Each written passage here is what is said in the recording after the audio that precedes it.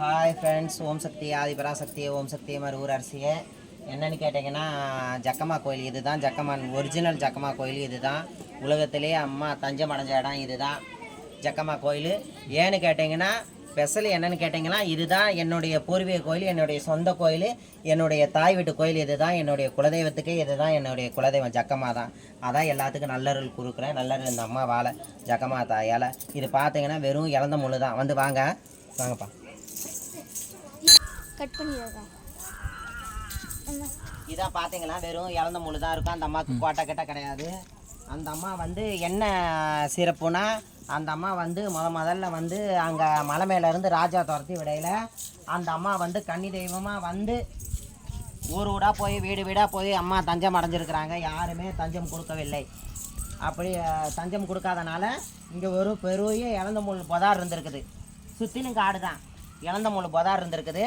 இழந்த முள் பொதார் உள்ள அந்த அம்மா வந்து பொதாருக்குள்ளே அம்மா உட்காந்துருந்துருக்கிறா.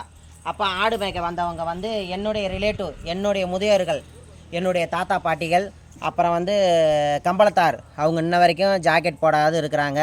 இன்ன வரைக்கும் நாங்களுமே ஜாக்கெட் போட மாட்டோம். நான் நல்லா போட்டிருக்கிறேன். வீடியோ கொடுக்கறதுனால நான் போட்டிருக்கேன். இல்லைனா கும்பிட வரையில் ஜாக்கெட்டை கழட்டிட்டு தான் வரணும் இந்த அம்மா கோயிலுக்கு. பாருங்கள், ஃபுல்லாகவே ஆனால் வேண்டிய வரத்தை கொடுக்குறவா இந்த அம்மா வந்து வேண்டிய வரத்தை கொடுக்குறவா. நல்லா வேண்டிக்கோங்க. இந்த ஜக்கம்மா வந்து சக்தி வாய்ந்தவா, கன்னி தெய்வம் எல்லாத்துக்கும் துணை இருப்பா. இப்போ கூட பாருங்கள், எல்லாம் ஆளுக்கு வந்து கிடா வெட்டி, ரெட்டை கிடா வெட்டி, பொங்கப்பானை வச்சு எல்லாம் செஞ்சுருக்கிறவங்க எல்லாம் செஞ்சுருக்குறோம். எல்லாம் பார்த்துட்டு எல்லாம் பாருங்கள்.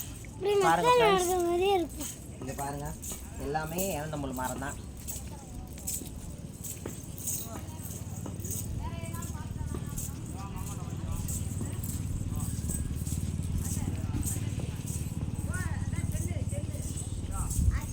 இந்த அம்மாவுக்கு பிடிச்சது வந்து காதோல கருகுமணி இதுதான்.